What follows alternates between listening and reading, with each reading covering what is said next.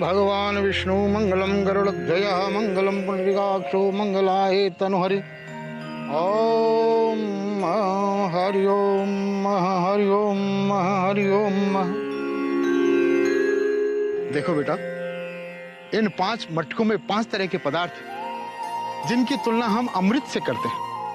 जिस तरह से 5 तत्व को साक्षी मानकर आपने राधिका को अर्धांगिनी माना था, उसी तरह से इन 5 अमृतों से स्नान करा के आप अपनी पत्नी को स्वस्थ करेंगे।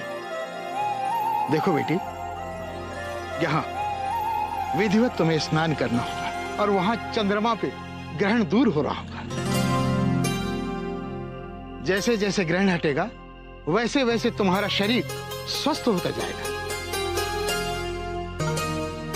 स्नान करने के पहले और स्नान करने के वस्त्र, आभूषण इत्यादि सब कुछ पवित्र कर दिए गए हैं। बस इतना याद रहे, ग्रहण के हटने के साथ चंद्रमा की आराधना करनी है तुम दोनों को।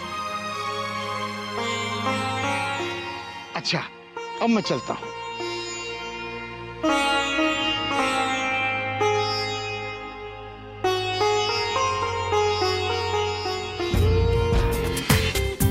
पूरा एपिसोड देखिए ZEE5 पर। हे प्रभु,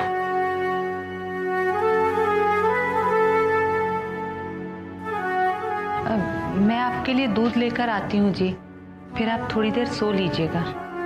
अम्मा जी से भी पूछ लीजिए, यदि उन्होंने भोजन न किया हो तो उन्हें भी दूध दे दीजिए। जी। हे प्रभु। अम्मा जी, अम्मा जी,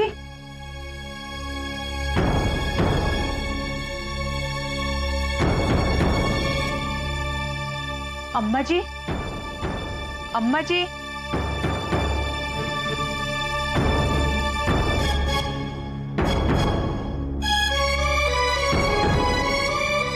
अम्मा जी अपने कमरे में नहीं है जी। कमरे में नहीं? तनिक ध्यान से देखिए देवकी जी, यहीं कहीं होंगी। मैंने बहुत ध्यान से देखा है जी। मैं बाहर गौशाला में जाके देखती हूँ, आप तब तक चौक पर देख कर आइए। इतनी रात्रि को कहाँ गई होंगी अम्मा?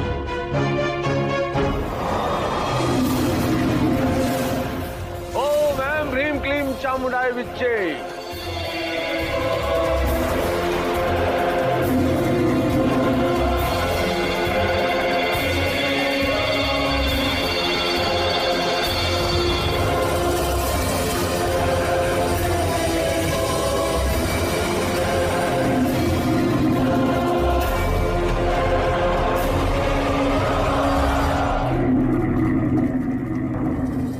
बाबा बताइए ना, कहाँ है मोर पोती? सब पता चल जाएगा।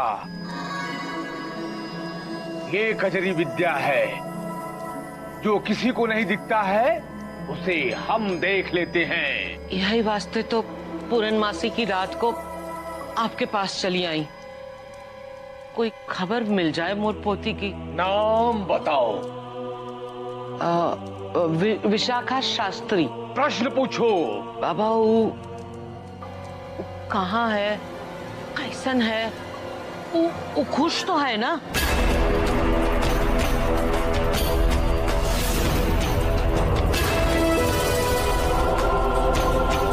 कन्या वृंदावन के पास ही किसी शहर में है।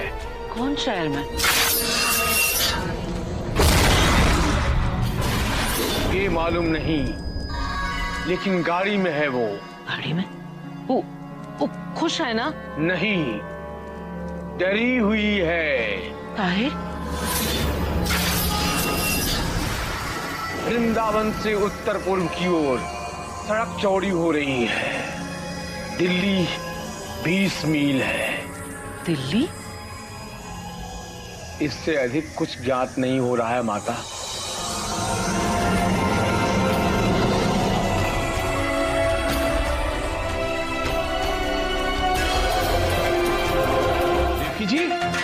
देवकी जी, क्या हुआ जी? चौक तक भी देखा है, अम्मा जी का कहीं पता नहीं। कहाँ गई होगी अम्मा?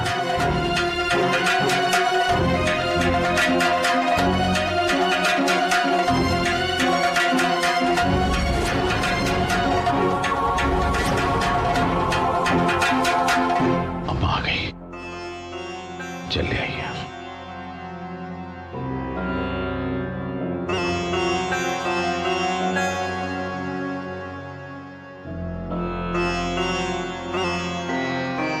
कहाँ चली गई थी अम्मा?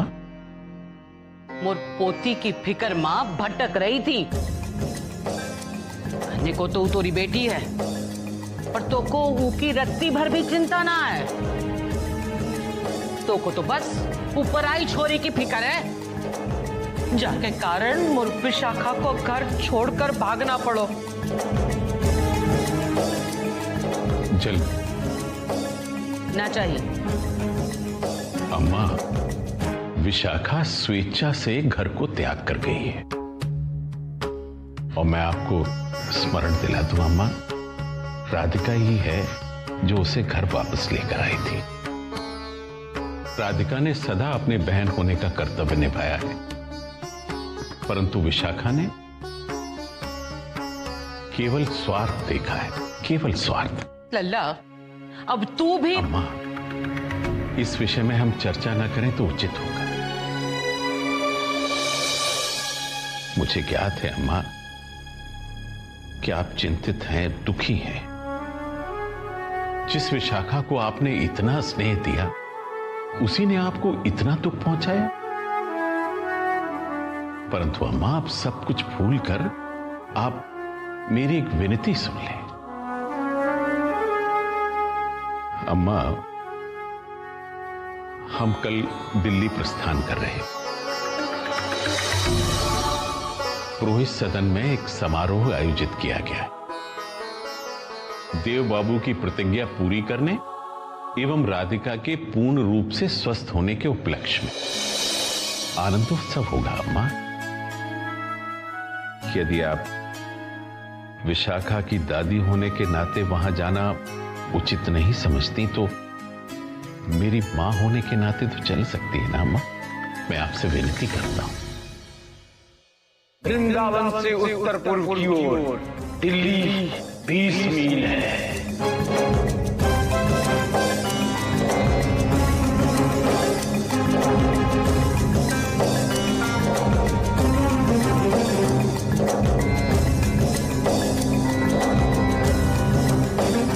कहा ना चाहिए।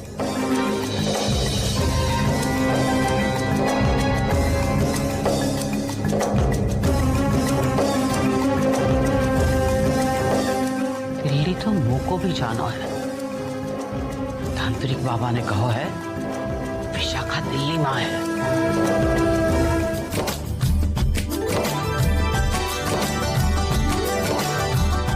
ये सब क्या है?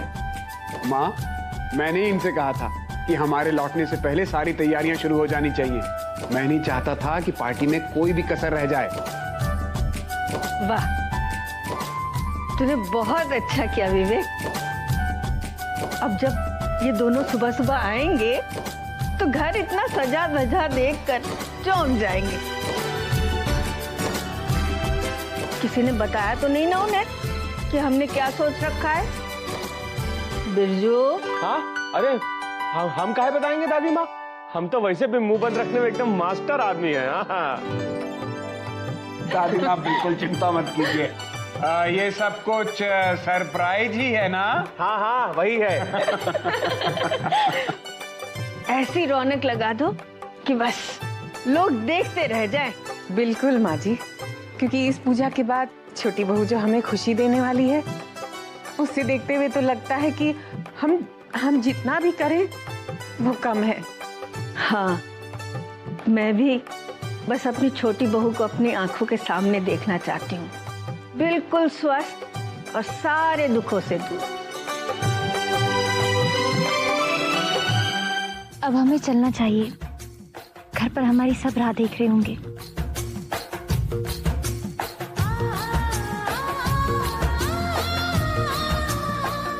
इतनी मुश्किल से ये घड़ियां नसीब में आई हैं। कम से कम अपनी पत्नी को जी भर के देख तो लूं।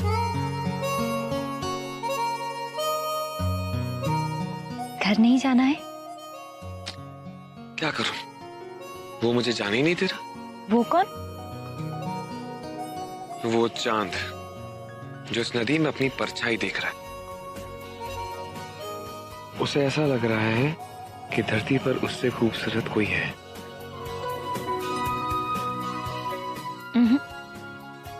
वो ये सोच रहा है कि काश उसे भी उतना ही प्यार करने वाला मिला होता जितना राधिका को मिला है। तो सोचने की बात ये है कि वो तुमसे जल रहा है या मुझसे? वो किसी से नहीं जल रहा, वो तो हमें बस दुआएं दे रहा है। और वैसे भी आज इस चांद की वजह से हमारे जीवन में ये रात आई है। वो उसे कड़वा बोल के, कटाक्ष मार के, जहर में बुझे शब्दों का इस्तेमाल करके। अब क्या हुआ? ये तुम पूछ रही हो? नीचे जिस तरह तुम सबको बोल के ऊपर आ गई, और वहां जंगल में जिस तरह से तुमने शास्त्री जी से बात की। Give me a break, विवेक। अब मैंने ऐसा क्या कह दिया? I mean, कुछ गलत तो नहीं कहा। मृणालिनी, क्या गलत है और क्या सही ये हम दोनों अच्छी तरह समझते हैं, इसलिए इस बारे में बहस ना ही करें तो बेहतर होगा। मृणालिनी, मैं सिर्फ तुमसे ये चाहता हूं कि तुम्हारे मन में राधिका के लिए जो नफरत है उसे हमेशा के लिए खत्म कर दो। छोटी बहू इस घर की आत्मा है। आत्मा? इनफैक्ट पुण्य आत्मा है वो, और मैं पापी हूं, है ना? विवेक, वो भी इस घर की बहू है, मैं भी इस घर की बहू हूं, फिर भी कितना भेदभाव किया जाता है हमें। कोई और पति होता ना तो उसका खून खौल जाता, लेकिन तुम उल्टा यहाँ आकर मुझे सीख दे रहे हो। लेकिन एक्चुअली इसमें गलती तुम्हारी नहीं है। इस व्हील चेयर पे बैठे रह रह के तुम्हारे शरीर के साथ तुम्हारा दिमाग भी अपाहिज हो चुका है। यही फर्क है तुम में और छोटी बहू में। छोटी बहू अपने पति को उसकी शक्तियों का एहसास दिलाती है, और तुम अपने पति को उसके अपाहिज होने का।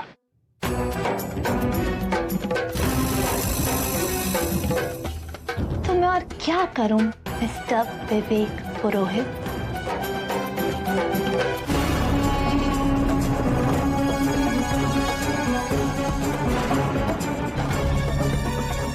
मेरी बात ध्यान से सुनो। कल के फंक्शन में ठीक से शामिल होना, छोटी बहू की खुशी में खुश रहना, उसके साथ अच्छे से पेश आना, वरना क्या? मृणालिनी, मैं अपाहिज जरूर हूं मगर लाचार नहीं हूं। अगर तुम्हें इस घर की कोई जरूरत नहीं है तो इस घर को भी तुम्हारी कोई जरूरत नहीं है।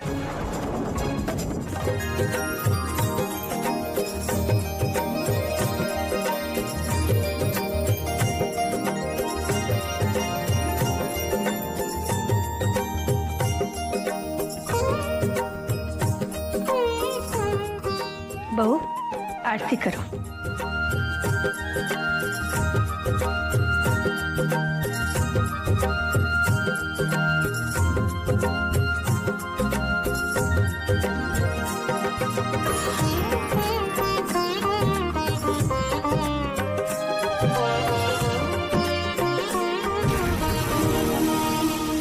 चलो आप।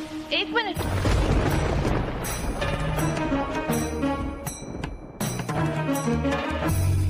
मैं भी तो अपने देवर देवरानी का स्वागत कर लूं।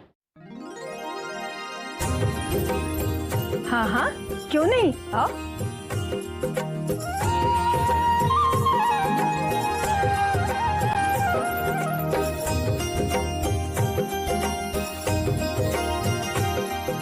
आओ। खूब खुश रहो। जीते रहो।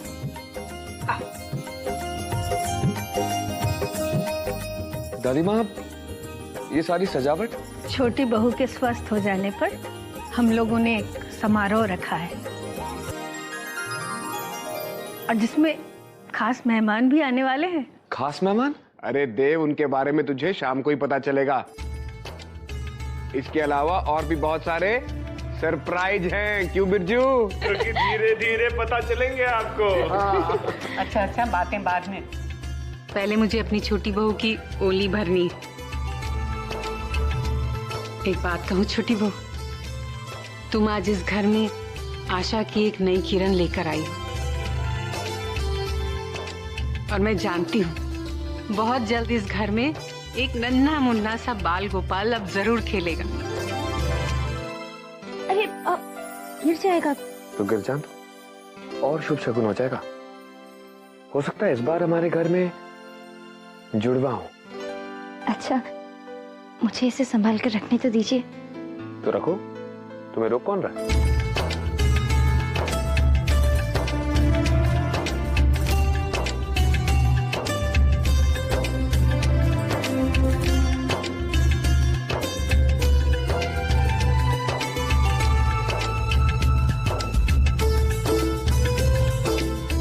अब तो कोई काम नहीं है।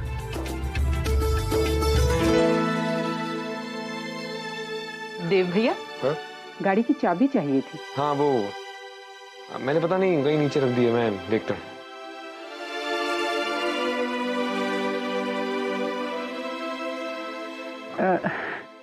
भौजी, वो आपके लिए किसी का बार बार फोन आ रहा था। मेरे लिए? जी।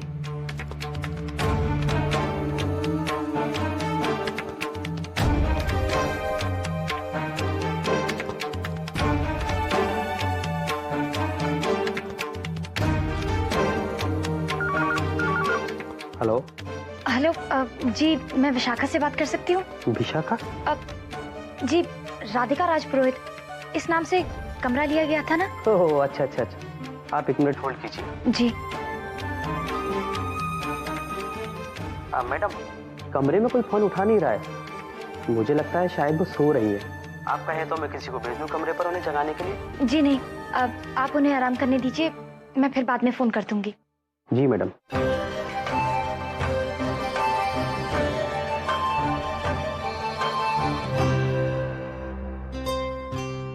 जाना है? क्यों? काम है ना। छोड़ दो ना। मैंने माँ जी से कहा था कि मैं सब काम संभाल लूंगी। तो मुझे कौन संभालेगा? आप अपने आप को खुद संभालिए, मैं बाद में आती हूँ। रुको, तुम कहाँ जा रही हो? आप तैयार हो जाइए ना। अरे मैं तैयार हो रहा हूँ तो क्या हुआ? हम दोनों पति पत्नी हैं। अच्छा ठीक है, बताओ ये स्टोल इस कुर्ते पे कैसा लग रहा है? ये इसके बिना ही अच्छा लग रहा है।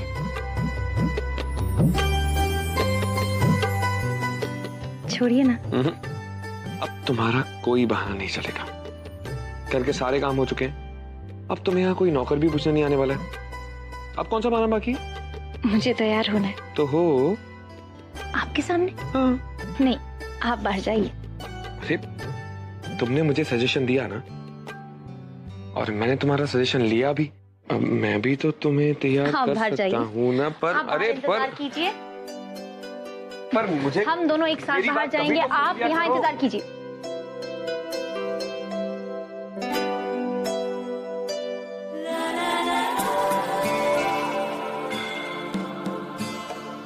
सुनिए, आप यही इंतजार कीजिए, मैं तैयार होकर आती हूँ।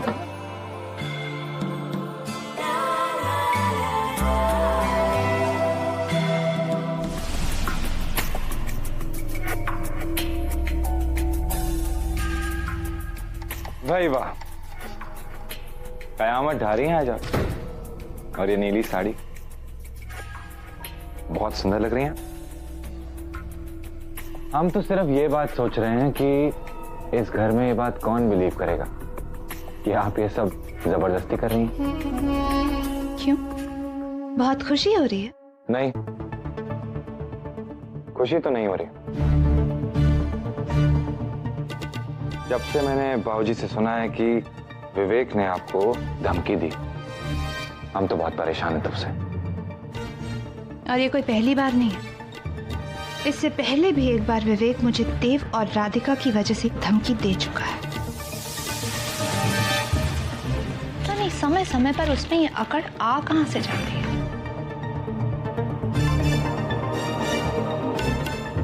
खैर, कहीं से भी आती हो, क्या फर्क पड़ता है उससे? नमस्ते भाजी, ठीक ठाक हैं बिल्कुल? चाय नाश्ता वगैरह लिए? थोड़ा इत्र छिड़क देते हैं आपके ऊपर। नमस्ते, ठीक से ढंग से खाइएगा, एकदम पेट भर के। भाजी, पिंटू कैसा है? दादी माँ देख रही बिरजू की आंखों की चमक? जानती है क्यों है? क्यों? क्योंकि इसे लग रहा है कि अगला नंबर अब इसी का है। भाई क्यों ना हो, कब तक यूं छड़ा का छड़ा रहेगा? मैं तो कहती हूँ इसके लिए दुल्हन ढूंढना शुरू कर दो। पहले इससे तो पूछ ले कि इसे कैसी दुल्हनिया चाहिए। हाँ ये भी सही। क्यों भैया बिरजू, इधर आओ। कोई छवि है तुम्हारे मन में? श्री राम की सीता जैसी, या फिर भगवान विष्णु की लक्ष्मी जैसी, या शंकर जी की पार्वती जैसी?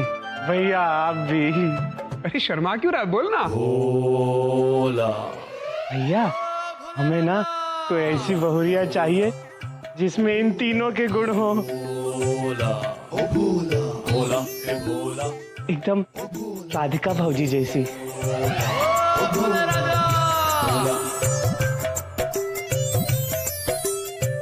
भैया कहीं आप लोग हमारा मजाक तो नहीं उड़ा रहे ना?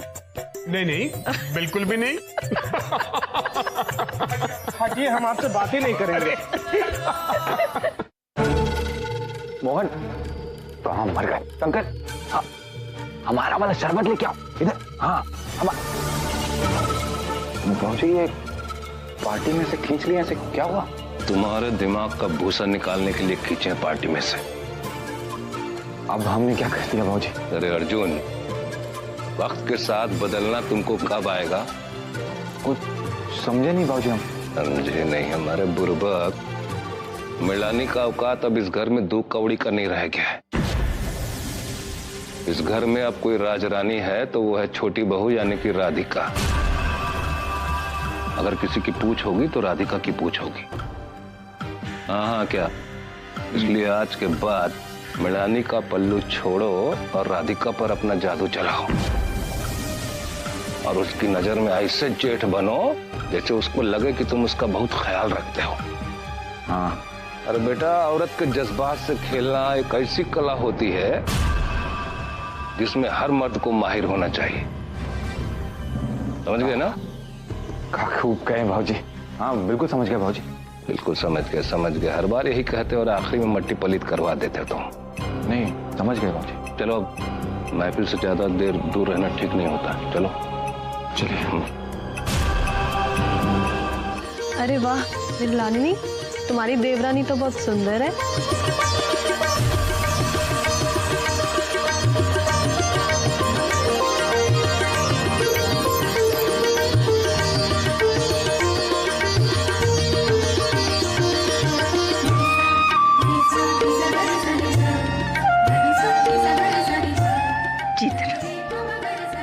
सही में दादी माँ, ये तो बहुत ही अच्छी सरप्राइज है।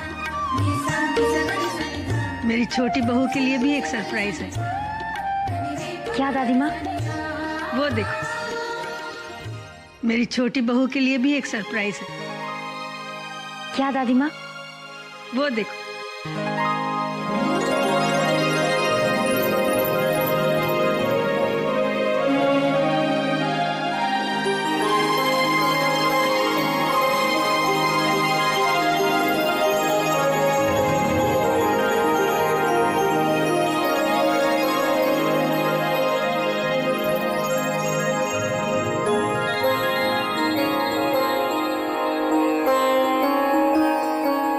कितनी सुंदर लग रही है मेरी बिटिया।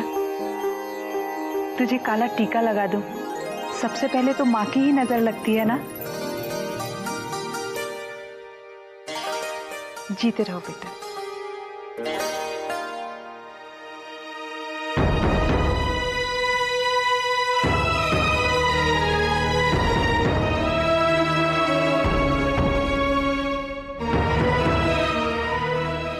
ठीक है। मुझे आपसे कुछ बात करनी है। मोको भी तो से कछु जानने का है। मठ से पुजारी जी और बहन जी आ गए हैं।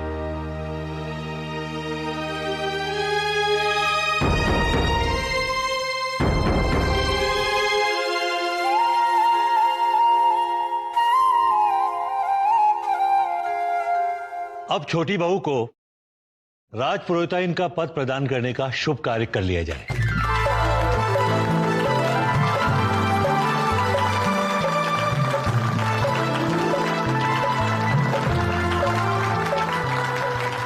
और इसके साथ ही छोटी बहू सअधिकार श्रीमती राधिका देवराज पुरोहित कहलाई।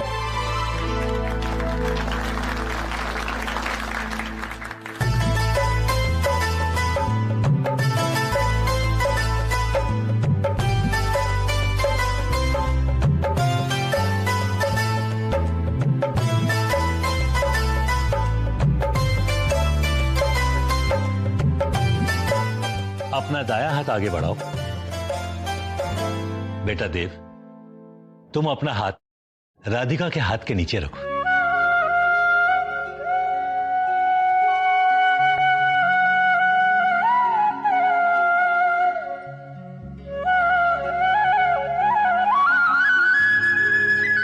इस पुस्तिका में राजपुरोहित और राजपुरोहिताइन के कर्तव्य, अधिकार एवं नियम लिखे गए हैं।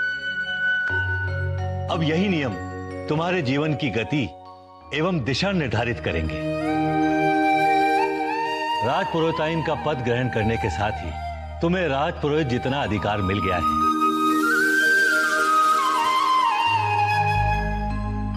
राजपुरोहित की अनुपस्थिति में तुम्हें निर्णय भी लेने होंगे और न्याय भी करना होगा। राजपुरोहिताइन होने के नाते ये तुम्हारा कर्तव्य है कि तुम्हें समस्त मंदिर, मठ एवं आश्रम का उत्तरदायित्व लेना होगा।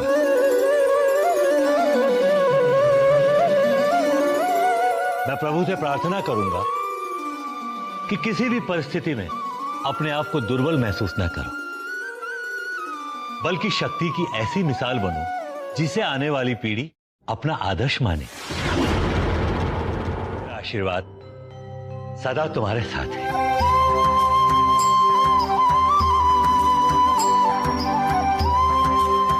समारोह तो हो गया, जश्न होगा या नहीं? अरे हाँ दादी माँ, खुशियाँ बिना नाच गाने के एकदम अधूरी सी लगती है, जैसे दूध बिना चीनी का।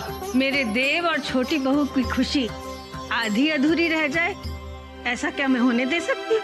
भाई नाच गाना सब कुछ होगा। तुझे पता है तुम दोनों की खुशियों में शामिल होने के लिए कहाँ कहाँ से लोग आ रहे? कहाँ से दादी माँ? मुंबई से।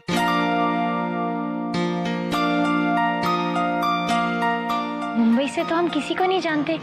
जानते हो, जरा याद करो। मुंबई के नाम से तो बस एक ही लड़की याद आती है, विशाखा।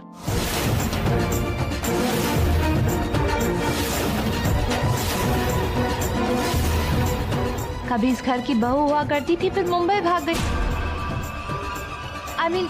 चली गई।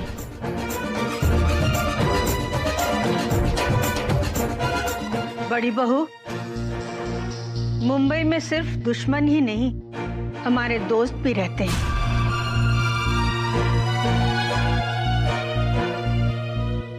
ओहो दादी माँ, अब ज्यादा सस्पेंस मत रखिए, बता भी दीजिए। बता दो, वो देखो। पूरा एपिसोड देखिए ZEE5 पर।